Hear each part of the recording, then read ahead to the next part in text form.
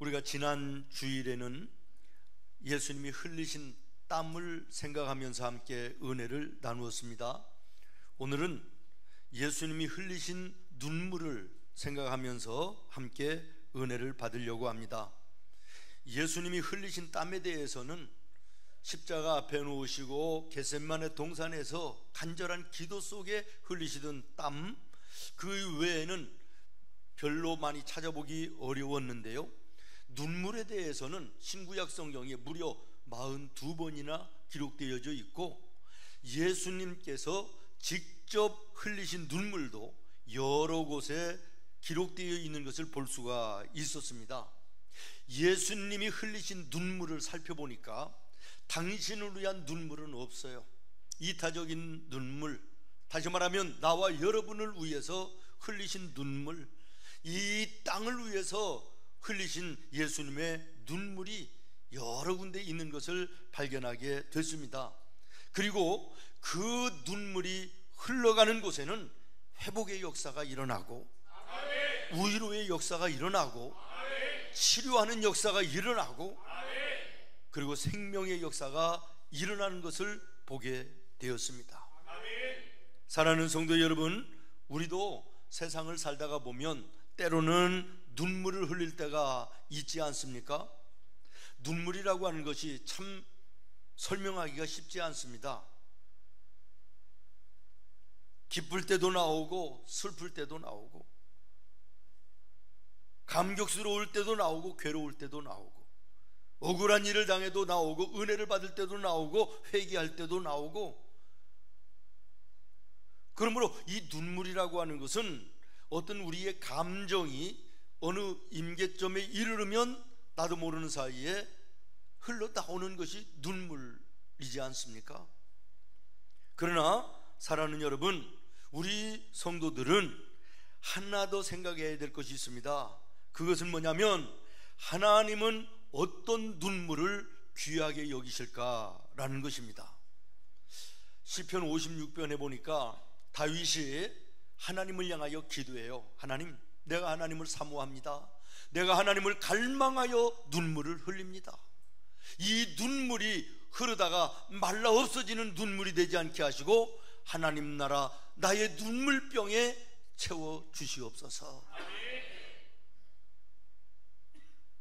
정말 하나님이 인정하시고 하나님이 기뻐하실 눈물을 우리의 삶 속에, 우리의 신앙생활 속에 흘리고 있는가를 이 말씀을 통해서 한번 생각을 해봐야 되겠습니다. 여러분, 똑같은 땀의 성분이지만은 어디서 무엇을 위해서 누가 얼마만큼 흘리느냐, 여기에 따라서 그 땀이 다른 사람에게 얼마나 유익을 주고 내가 있는 그곳을 얼마나 아름답게 만드느냐, 내가 흘리는 땀에 그것이 하나님 나라를 어떻게 이루어 나가느냐라고 하는 것을 통하여 가치 있는 땀이고 가치 있는, 의미 있는 땀이라 이렇게 말씀드렸던 것처럼 눈물도 마찬가지입니다.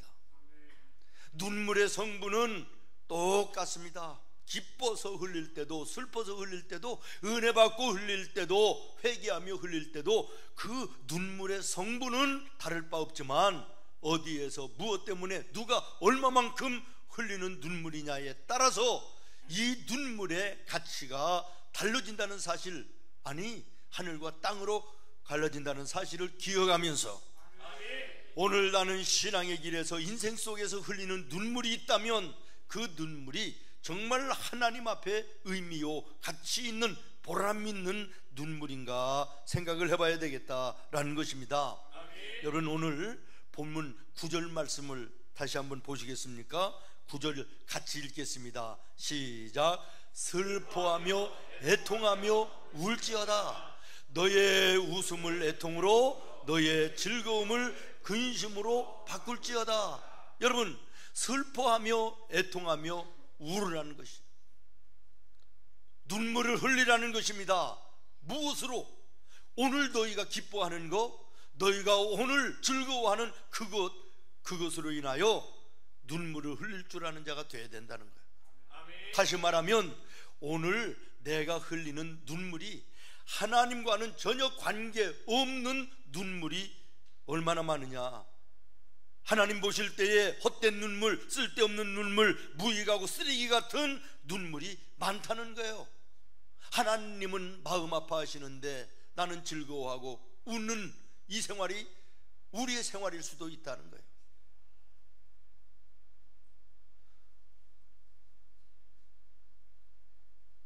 너희가 지금 웃고 있는 웃음, 너희가 지금 즐거워하는 그 즐거움이 정말 하나님 앞에 가치 있는 것이냐?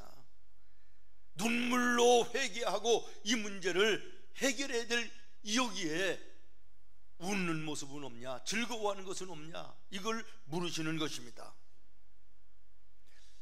지난 15일 우리는 광복 79주년을 이제 지났습니다.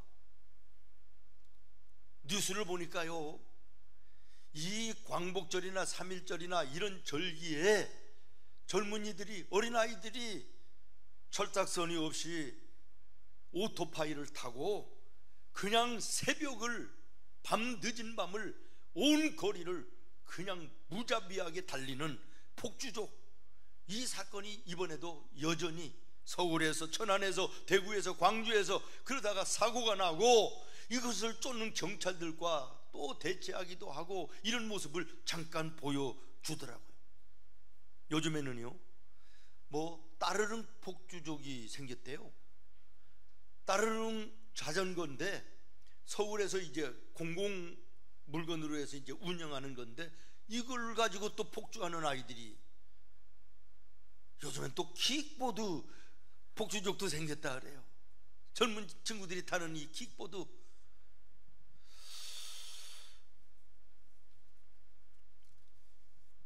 저는 지난 주간에요, 하얼빈이라고 하는 장편 소설을 읽기 시작해서 이제 중간 부분을 읽었습니다. 우리가 잘 아는 대로 그 하얼빈 역에서 그 젊은 청년 안중근이 전쟁의 그 주범이었던 이토 히로부미를 저격하는 그런 내용이에요. 전쟁의 원흉이었던 이토 히로부미가 지금 일본 시모노세키를 출발해서 중국 대련을 거쳐서 지금 이제 봉천으로, 장춘으로 거쳐서 기차를 타고 하얼빈으로 가는 중이에요. 안중근 의사도 서울을 출발해서 부산, 원산을 거쳐서 러시아의 블라디보스톡을 지나가지고 가슴에 권총 한 자루를 품고 하얼빈역으로 기차를 타고 가는 거예요. 두 사람이 서로 전혀 다른 방향에서 하얼빈역을 향하여 달려가는 이 대목까지 읽는데요, 이야, 이 책을 쓰신 분이 얼마나 글을 잘 쓰는지 읽으면서 막 가슴이 뛰고 숨이 가빠지고 막, 이야, 이렇게 젊은 30대 초반의 젊은이가 빼앗긴 나라를 자유케 하기 위해서 이렇게 생명을 걸고 나아가는 모습이 가슴이 찡하면서 눈물이 핑 돌아요. 그러는데 언뜻 보니까 이 8.15 광복절에 우리나라의 젊은이들이 폭주족이 되어가지고 이런 모습, 소수의 무리기는 하지만은 이 한심한 모습을 보는 순간에 얼마나 마음이 아픈지. 아주 어렵게 기자 하나가요, 폭주족 하나를 붙들어 가지고 인터뷰를 해요. 보니까 고등학교 학생이나 됐을까, 뒤에 또 여학생 여자 하나 태우고요, 헬멧도 안 쓰고 뭐라고 얘기하는지 알아요? 씩 썩은 웃음 미소를 지어가면서, 왜 그러냐 그러니까 재밌지 않아요? 경찰들이 쫓아오는데 스릴 있지 않아요? 와, 그 광경을 보여주는데요, 경찰들을 비웃고 조롱하면서요 달려가는 게 아니에요. 달려갔다가 다시 경찰들을 향하여 또 쏜살같이 달려와서 휙 돌아가지고 가는데, 그러면서 씩 웃어요. 소름이 돋았습니다.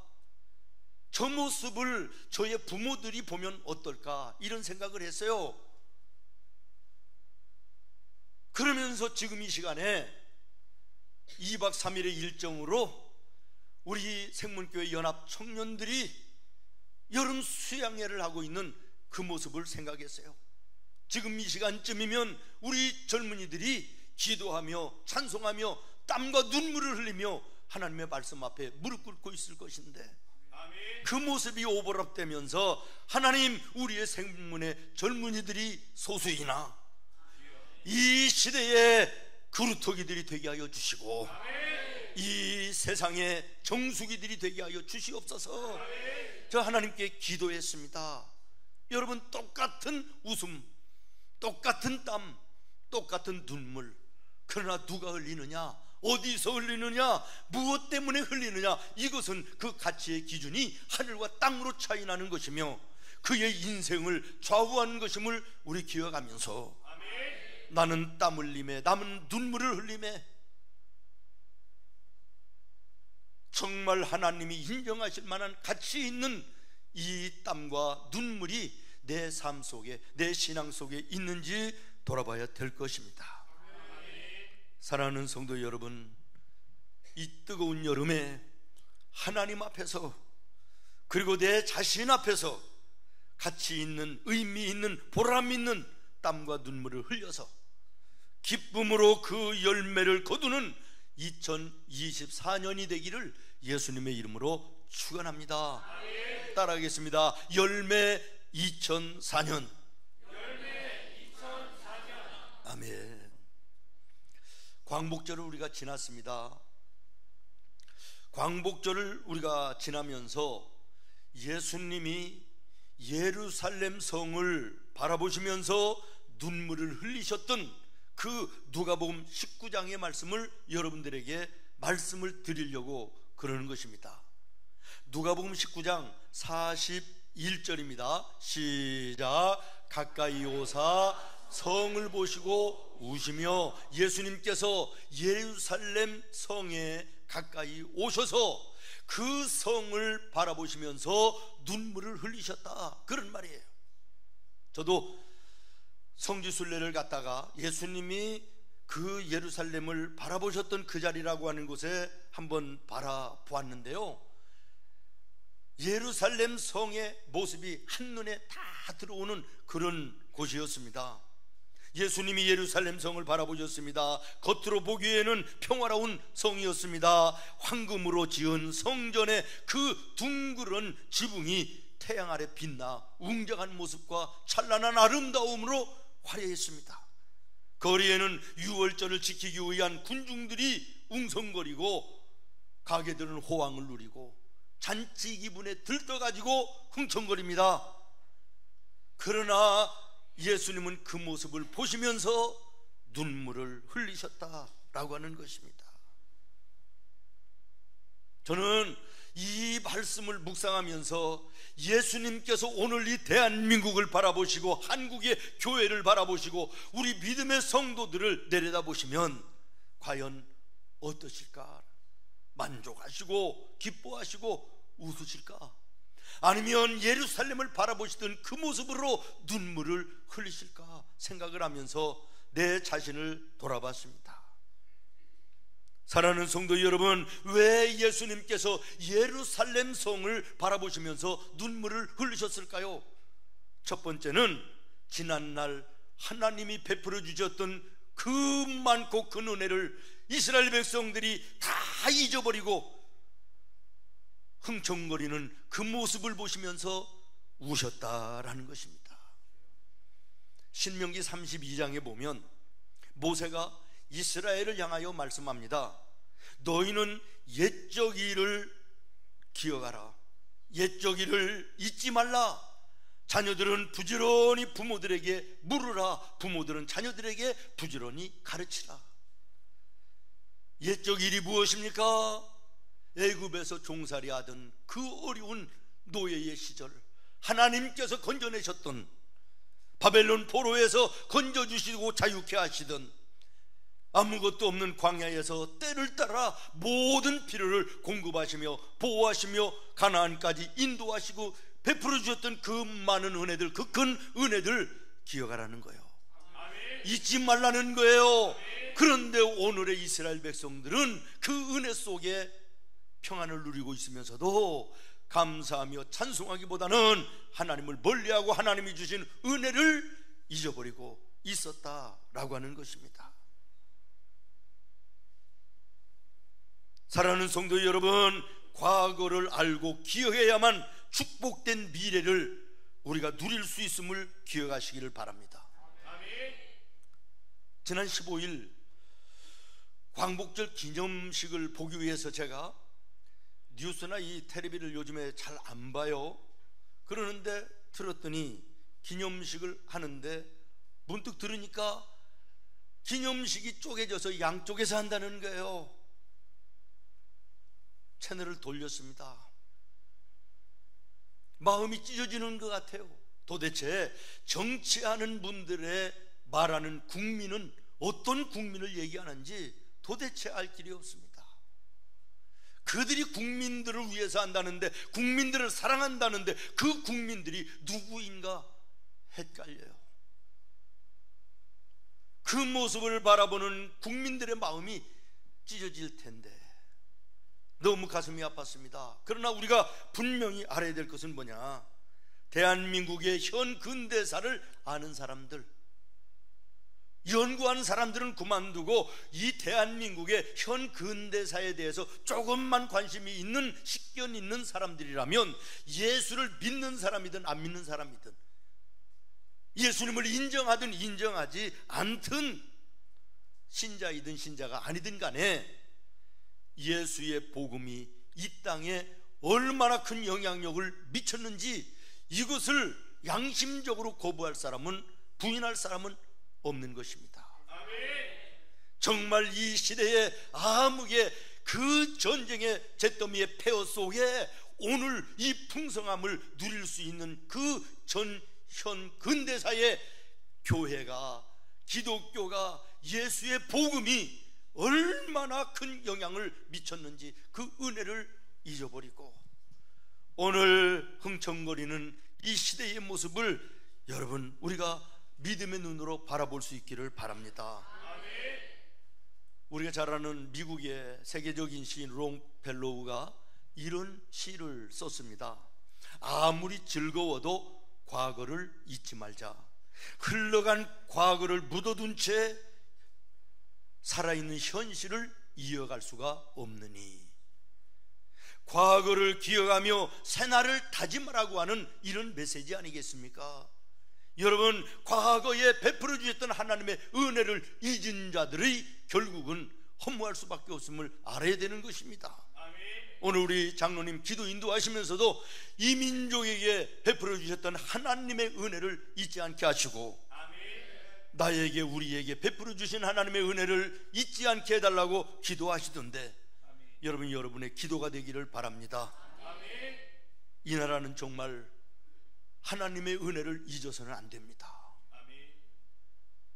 세계 열강의 가장 가난한 나라, 잿더미의 폐허의 전쟁 국가였던 이 나라, 멀지도 않은 몇십 년 만에 이렇게 세계의 경제의 강국이 되고, 조그마한 나라가 세계에 나가서 이름을 알려 금메달을 몇 개씩이나, 13개씩이나 받는 이런 나라, 거기 어디 무엇에 기인된 것인가를 양심 있는 지식인들이라면 부인할 수가 없다. 예수를 인정하든 않든 간에 인정할 수밖에 없는 것인데, 이 사실을 아는 사람들이, 더더군다나 예수 믿는 우리 성도들이 이 은혜를 저버려서는 안 될 것입니다. 당연한 것처럼 여기던 모든 것들이 은혜를 받고 나면 은혜였음을 발견하게 되는데, 이 은혜가 여러분이 받아야 되는 것이에요. 일상에 당연하게 여기던 모든 거 믿음 안에서 가만히 묵상해 보십시오. 정말 하나님의 큰 은혜입니다. 큰 사랑이십니다. 큰 복을 주심임을 기억해야 될 것이에요.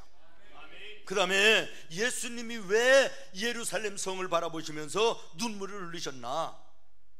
그 안에서는 썩어 냄새가 진동을 하는데 겉으로는 번지르르하고 부패되고 타락한 위선과 가식적인 모습을 보셨기 때문에 눈물을 흘리셨다라는 거예요.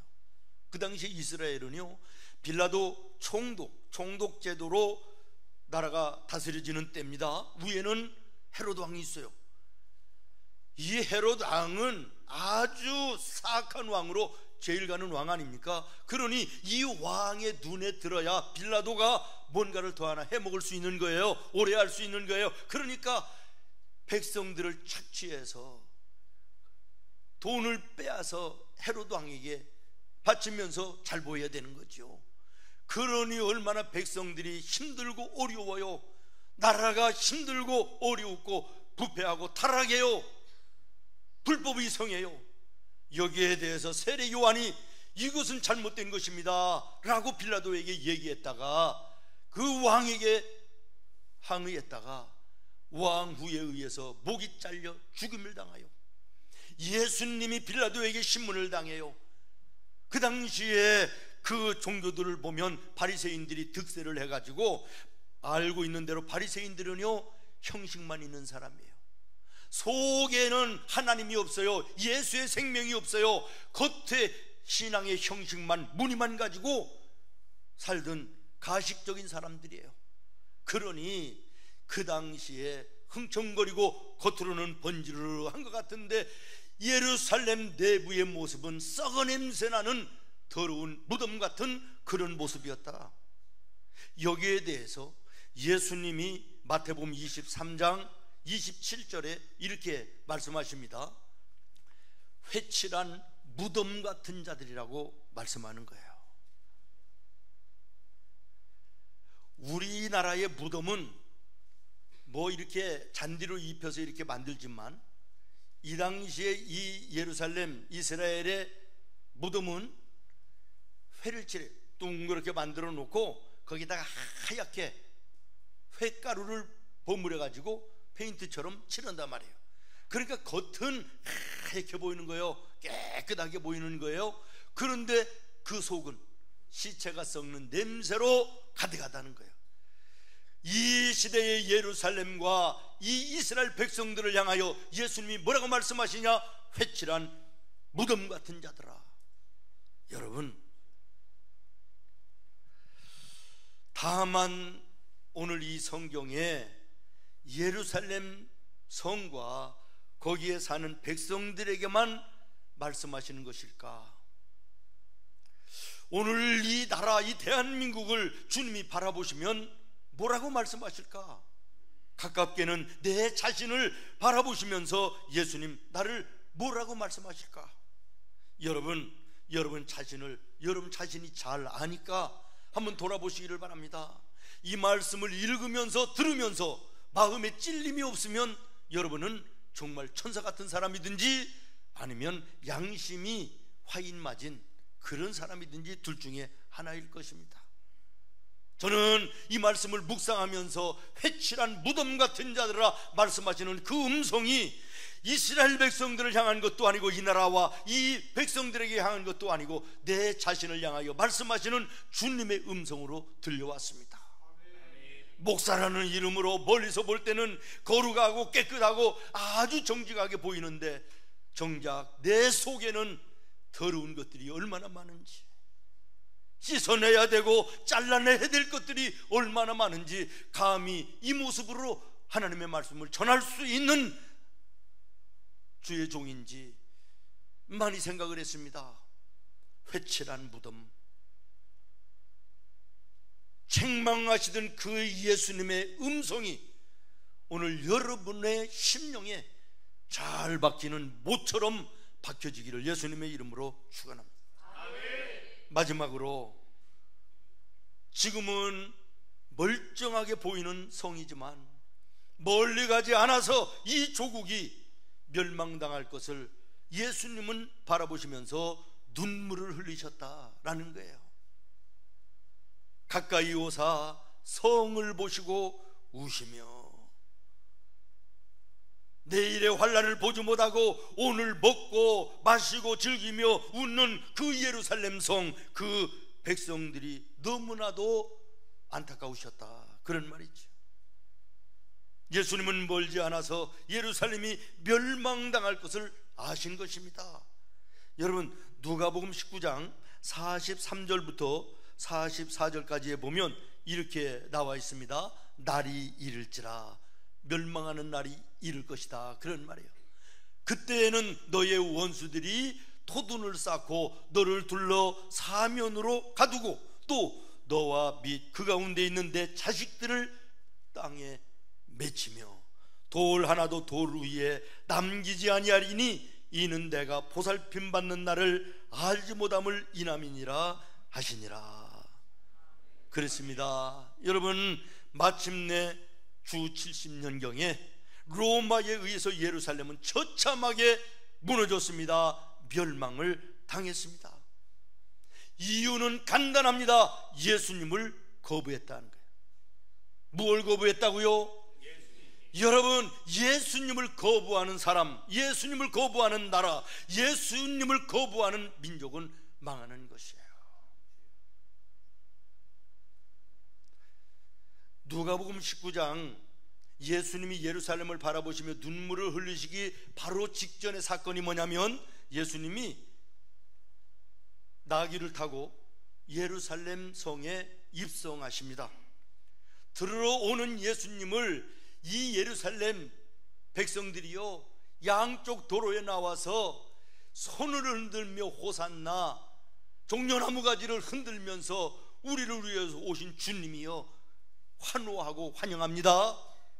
그러나 그들의 모습 속에서 예수님은 잠시 후면 나를 십자가에 달고 십자가에 있는 그 강도를 살려주라고 하는 변심할 반란자들로, 배신자들로 바뀔 그들을 알고 계신 거예요. 그렇습니다. 순간에 환호하던 그들이 예수님을 십자가에 달고 죽어야 될 강도를 끌어내려 살려두라고 하는 이런 모습으로 바뀌었습니다. 변심하고 배신하고 거부했다라는 것이에요.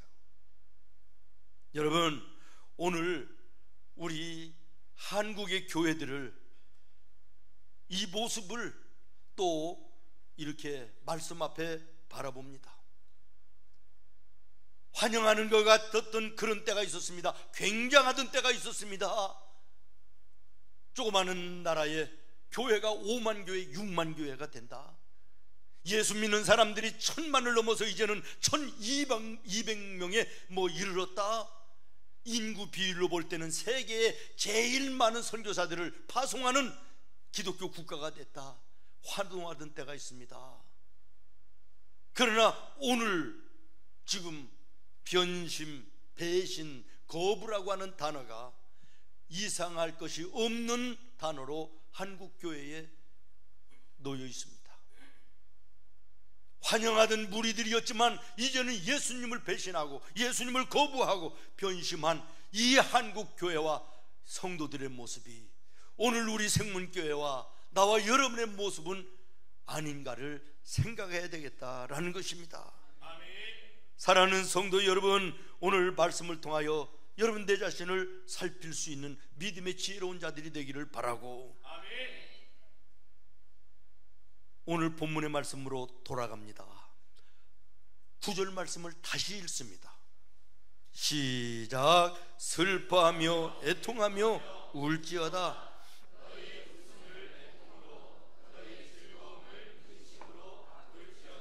아멘. 여러분, 이 말씀 깊은 말씀입니다. 오늘 지나서도 이번 주간 어느 때든지 종종 이 말씀을 깊이 묵상하면서 기도하는 우리 성도들 되기를 바랍니다. 틀림없이 2024년 기쁨의 열매를 여러분들이 안게 될 것입니다.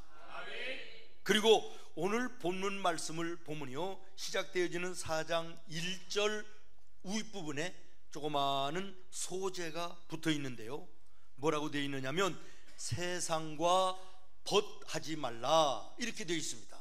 여러분 성경에도 아마 있을 거예요. 세상과 벗하지 말라. 맞습니다. 세상과 벗으라면 하나님과는 멀어지는 것입니다. 하나님과 멀어지면 세상과 친구되어서 가까워지는 것입니다. 세상과 친구되어 가까워지면 죄 짓는 자리에 앉고 서게 되는 것입니다. 죄 짓는 자리에 앉고 서게 되면 멀리 가지 않아서 무너지게 되어 있는 것입니다. 그러나 하나님의 나라, 하나님과 함께하는 그 나라는 영원합니다. 날마다 새롭습니다.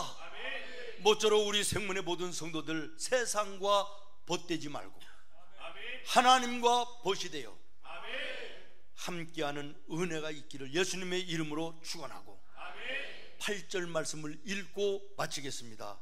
8절입니다. 시작. 하나님을 가까이 하라. 그리하면 너희를 가까이 하시리라. 죄인들아 손을 깨끗이 하라. 두 마음을 품은 자들아 마음을 성결하게 하라. 아멘. 기도하겠습니다.